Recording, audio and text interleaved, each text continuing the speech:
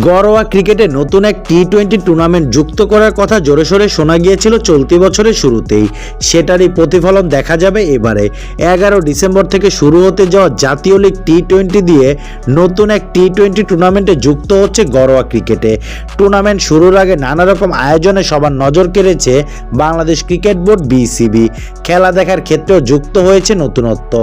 জাতীয় লিগের 4 দিনের ম্যাচগুলো সরাসরি দেখা যায় বিসিবির অফিসিয়াল ইউটিউব চ্যানেলে। তবে 20 ওভারের নতুন এই টুর্নামেন্টের খেলা দেখা যাবে টি স্পোর্টসে। মাঠে বসে খেলা দেখার ব্যবস্থাও থাকছে যথারীতি। টিকিটের মূল্য রাখা হয়েছে হাতের নাগালে। গ্র্যান্ড স্ট্যান্ডে বসে খেলা দেখতে 300 টাকা খরচ করতে হবে ক্রিকেট প্রেমীদের।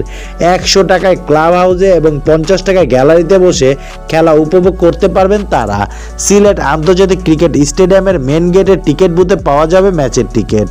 জাতীয় লিগের 8 দলকে নিয়ে আগামী 11 ডিসেম্বর মাঠে গড়াচ্ছে টি-20 টুর্নামেন্টটি। সিলেট আন্তর্জাতিক স্টেডিয়ামের 2 মাঠে খেলা চলবে 24 ডিসেম্বর পর্যন্ত।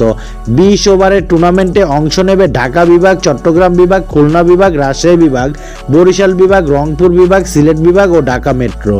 সিলেটে টুর্নামেন্ট হলেও ঢাকাতেই এনসিএল টি-20 ট্রফি উন্মোচন ফটো সেশন সেরেছে দলগুলো। আগামী 30 ডিসেম্বর থেকে শুরু হবে বিপিএল এর এবারের আসর। এবারের এনসিএল তাই বিপিএল এর আগে খেলোয়াড়দের প্রস্তুতির বড় মঞ্চ হিসেবেই দেখা হচ্ছে।